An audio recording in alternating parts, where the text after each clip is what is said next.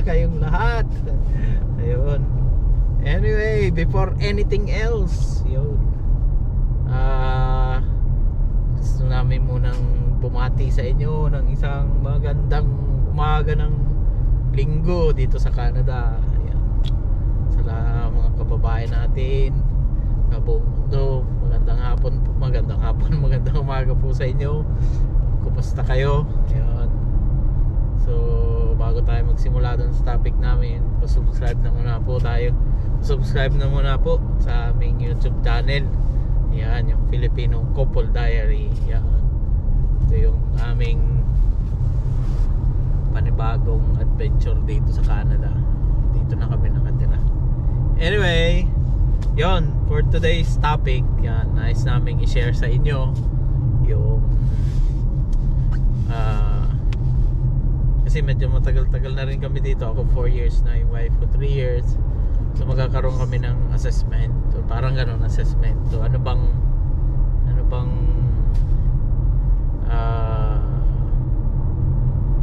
sa loob ng 4 na taon o 3 taon na pag-stay namin dito, ano yung experiences namin, ano yung masasabi namin sa Canada, yun. So bilang isang immigrant dito sa Canada, yun. So anyway, so ikaw muna, mami. So anong masasabi mo dito? Kwentuhan lang to, guys. So habang nagda-drive ako punta dun sa aming destinasyon. Anyway, ikaw, mami, anong masasabi mo sa Canada sa loob ng iyong 3 taon na paninirahan dito sa Canada? Anong nakita mo, overall na experience mo sa paninirahan sa Canada? Maayos naman. Anong maayos? Elaborate mo. Maayos sa gayon, maayos. Wala pa naman akong nakikitang Okay ang experience mo? Okay naman. Yeah, let's say ano masasabi mo pagdating sa transportation, overall, kaya ano yung experience mo sa paninirahan mo dito? Parang ganun. Yun lang, transportation lang. Then yung convenient ba yung mga grocery na pag mamimili ka ng pagkain, convenient ba? Or let's say yung transportation, convenient ba? Anong masasabi mo? Sa transportation, hindi convenient. Yeah, ano pa? Sa grocery naman, Mamimili ka, nandun naman lahat. naandun naman lahat. Wala naman akong basta naandun siya lahat.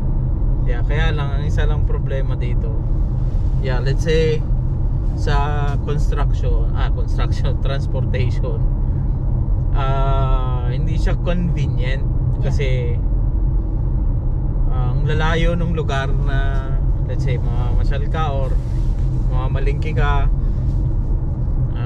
kailangan mag-drive, medyo malayo. Not unlike nung nasa Japan kami, bisikleta, pwede mo lang lakarin, nandyan lang saglit lang. Bike 5 minutes or 4 minutes, 3 minutes, ganon. And then transportation wise, yung kulang talagang hindi ganon ang Canada pagdating sa yung transportation. Kasi kung wala kang sariling sasakyan, wala, mag-Uber ka o whatever, bus. Kung meron sanang train station na madaling ma-access, yan, isa yun sa hindi namin gusto dito. Yung nasasabi namin inconvenient kasi sa Japan, kahit wala kang sasakyan, Pwede punta ka ng trabaho, yan. So sa groceries naman, walang problema. Yeah, walang problema. May mga, ang nga lang, yung iba hindi fresh. Yeah. Let's say, pag pupunta kami ng let's say, example na lang sa Walmart, may mga mga gulay parang mga bilasa. Yung parang bugbog yung gulay, walang pakialam, walang quality. Turn right onto Ford to Ford Trail. Yun yung ano ko. mapapansin mo din sa kanila kahit Tapos yung- ganun yung itsura ng mga gulay. Yeah, meron din namang maayos, may mga grocery store na maayos. Pero malayo. Let's say isang grocery store na Chinese yung may-ari. Maganda yung mga gulay. Kaya lang, mostly ng products naman, mga galing China. Hindi mo alam kung puro inisprayan ng chemicals yun mga yun, di ba? So, yun yung ano doon. Maganda naman ang Canada. Yeah. Wala namang So,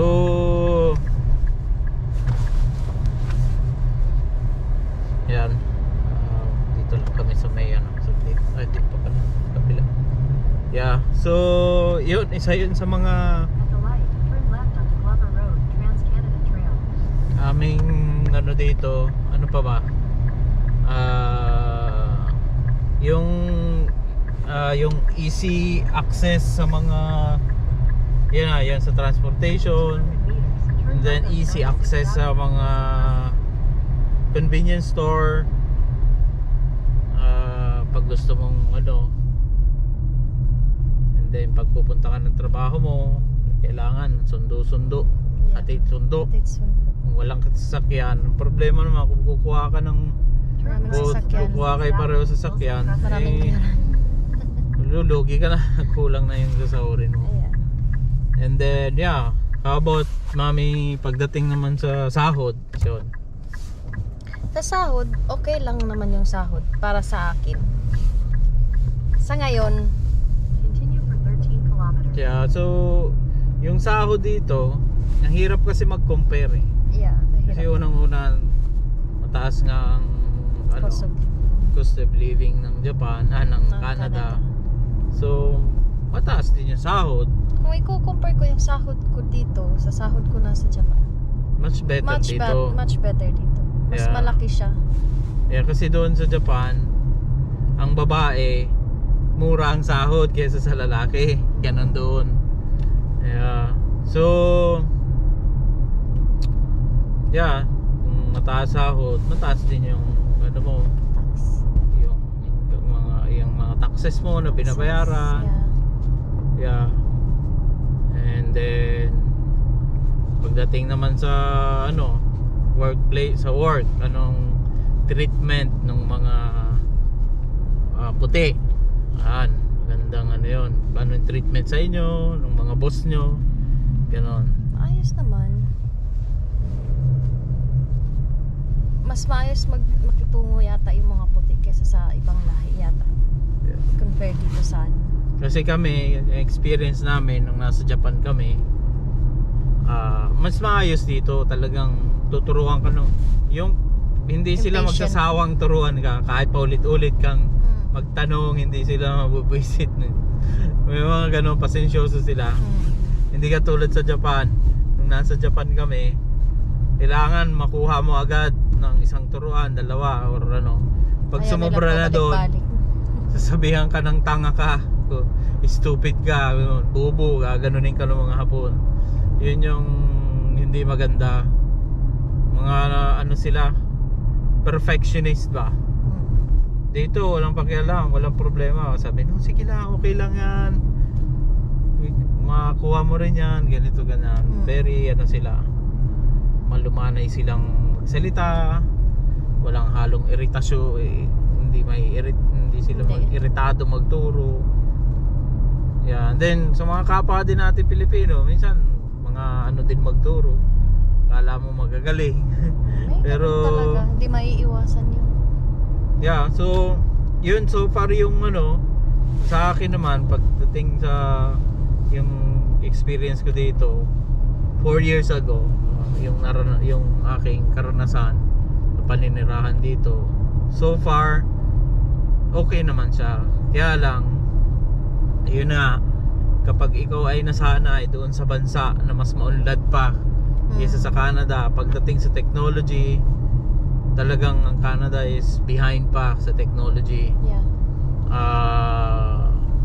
Let's say sa manufacturing, ewan ko kung gaano kalawak yung sa manufacturing nila dito. Let's say, yeah, meron din sila sa car manufacturing, pero Hindi natin alam. medyo, yeah, compare mo sa Japan na yun lang yung in-expect ko. Akala ko pagdating ko dito noon,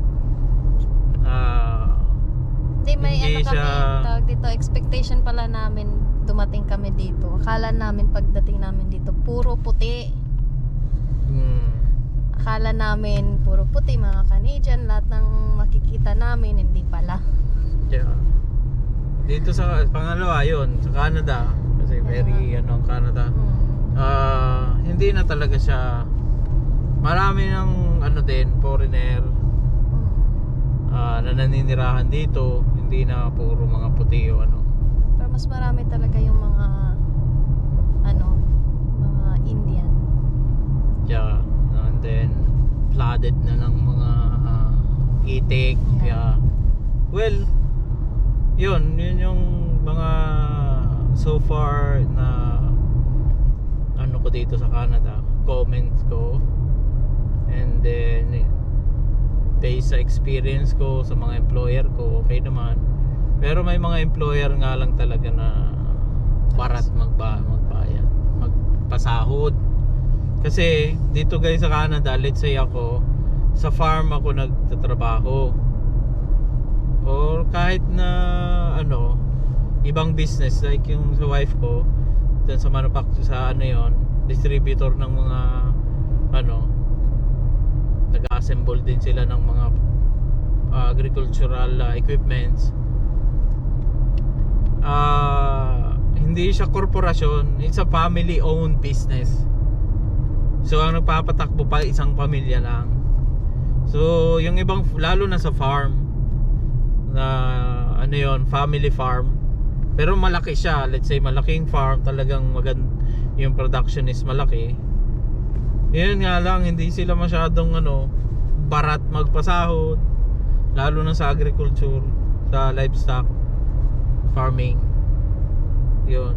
So yeah, isa pang ko, yan din nga sa transportation, kailangan kumuha ka ng sasakyan dito.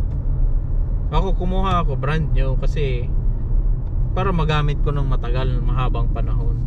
Pang matagal. Bibili ka ng second hand, ang theory ako kasi, ang thinking ko bakit ka bibili ng second hand na iniisip ko kasi ayaw kong i-risk yung pamilya ko. So kung brand new, reliable yung sasakyan, magagamit mo ng matagal. So alam mo yung history ng sasakyan. Well, may mga may mga ibang naman na talagang gumagamit ng second hand na sasakyan, pero yun, okay pa naman. Kaya lang, yun nga, ako para sa akin kasi ayaw kong mag-risk. Tapos tatravel ka ng malayo, kasi malalayo ang mga lugar dito sa Canada. Yung gusto mong puntahan. Kaya kailangan mo ng para hindi ka magka-aberya. So ano pa ba, sa paghahanap ng trabaho, yun, sa paghahanap ng trabaho naman, availability ng trabaho meron naman. Kaya lang, yun nga, mababa yung iba, mababa sahod. Siyempre, ang taas ng ng bilihin na ngayon sa Canada, lahat renta ng apartment o siyempre maghahanap ka ng mataas na sahod kasi dami mong binabayaran. Kung minimum wage ka lang, mahihirapan ka. Mahirap talaga. Not unless tagal ka na dito sa Canada, nakapag-establish ka na ng sarili mo, may wala kang binabayaran na bahay o whatever, okay pa yun. Pero kung nag-start ka pa lang, maraming expenses, yun. Lalo na tayo ilang taon pa lang. Yeah. So yun. And then sa ngayon, this time, sa panahon na ngayon, mataas ang unemployment rate ng Canada. So ang pagtrabaho, ang hirap maghanap ng trabaho. lalo na't yun, saka yung iba nagre-require pa ng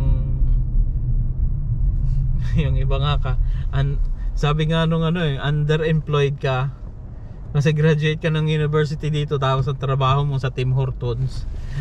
Lintik na yan. May mga ganon. Isa yun sa isang mga pangunahing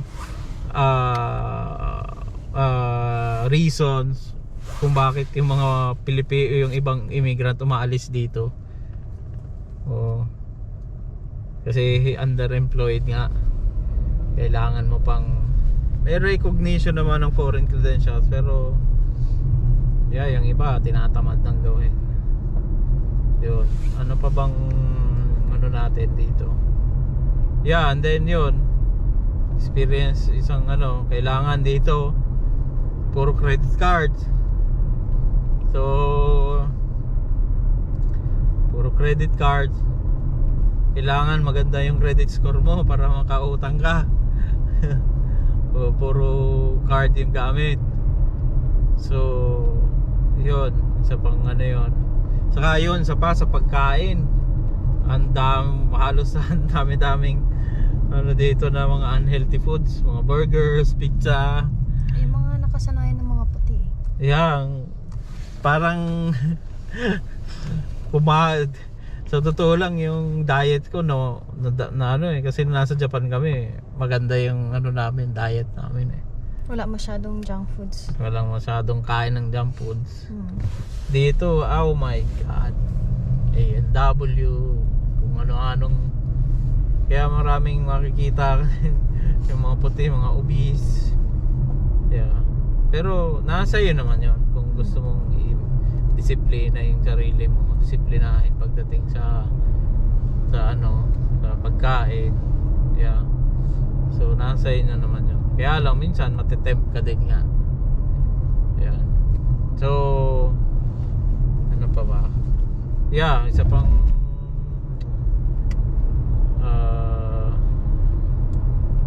ano pa bang ko? Yung mga employer naman okay naman sila. Sahod. So maganda naman yung sahuran. Ayun. So far yun yung aming experience sa loob ng 3 taon ng paninirahan namin dito. So far okay naman, wala namang problema. Yun pa, isa pa pala, may isa pa akong yung mga driver dito. Yun lang. Ang daming, yung mga puti, wala silang yung ibang puti, hindi pasensyoso. Kasi masyadong fast pace nga yung fast pace yung Canada. Yung pati sa pagdadrive nasanay kasi ako sa Japan na relax driving lang. Sinusunod ko yung tamang speed limit, let's say 50 kilometers an hour. Sinusunod ko talaga. Minsan bubusinahan ka na lang sa likod pag mamadaliin ka, yung bagal mo, tapos Diyos ko, doon ako naiinis kasi ayaw ko yung ganon. Mga balasubas na driver, puti, Punjabi, yun yung mga na-experience kong may dalawang puti yata, 3 nagpagsigawan ako kasi masyadong ang iyabang, di mo maintindihan. So kung ikaw ay nagmamadali, umalis ka sa bahay mo ng maaga. O kaya laging ahead of time ka para hindi ka nagmamadali. Umaga bubisitin ka. Nagmamadali at malilate na yata. Hindi mo then yung meron namang puti ay Punjabi naman, bubusinahan ka ng alanganin, hindi ka na lang pagbigyan. Sinauna ka namang, let's say nag-turn kasi ako noon, turn left yata na highway, ang layo pa naman niya, binusinahan niya ako ng edi lalo kang malilito kapag binubusinahan mo. Dapat pagbigyan mo na lang, mag giveaway ka na lang. Ganun naman dapat para iwas yun nga gulo o ano. O yun hinamon ko tuloy siya. Minura-mura ko doon sa ano. Kala ko ang tapang-tapang. Takot naman pala. Yan, hindi naman naghahanap ako ng away. Kaya lang siyempre. Kasi ano sila dito sa tinitirahan namin, maraming Punjabi dito na akala mo sa kanila na yung lugar, sa kanila yung lugar. Ang daming mga siraulong Punjabi. Anyway, yeah, so far yun lang yung ano. Medyo hindi ko nagustuhan yung dito sa Canada. So far experience namin yung panirahan namin dito sa loob kulang 4 na taon. Yun. So until now kami ay nangangapa pa rin. So talagang ang naisip namin nagko-compare pa din, pinagko-compare pa din namin yung Japan saka dito, which is sa tingin ko hindi maganda. So tanggapin na lang nandito. Saka ginusto namin din pumunta dito. Yeah, para dun sa anak din namin. Hindi naman ano. Kaya yun. Hindi naman maiwasan yun. Natawag dito, culture shock ka pa. Yeah, medyo iba yung kultura nila. Continue straight onto 104th Avenue. Yeah. So yun, so far yan muna yung aming may share ngayon. So hanggang Continue on 104th Avenue sa for 3 susunod na kilometers. kwentuhan ulit, share ulit kami kung ano pa yung mga experiences namin dito sa Canada. Ayun. So yeah, so ngayong araw ay nagda-drive ko kami papunta doon sa ano. Punta kami ng Vancouver. So mga 1 hour drive papunta doon. Galing doon sa where ano namin tinitirahan namin sa city. Yeah. So wala kasi kami pasok bukas. Family day tomorrow.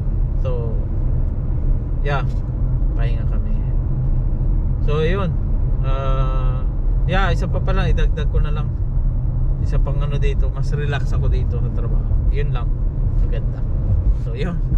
Anyway, thank you and pa-support na lang po ng YouTube channel namin. Subscribe na lang po sa aming YouTube channel. Kung kayo ay may mga komento, kahit i-bash nyo kami, walang problema yon. Ganon talaga ang buhay. Tanggapin na lang. And then good vibes lang tayo lagi. Yun. So no hatred. Mga bashers, kung meron man, hindi pa ako sikat. Pero kung may magbabash sa akin, okay lang yun. Tanggapin natin yun. Kasi kasama yun sa ano. Mali nga lang yung way ng pag-criticize sa'yo. Pero pakinggan natin. Baka sakaling may matutunan tayo doon. No? Okay? So yun lang. At subscribe sa aming YouTube channel. And then hanggang sa muli. Bye!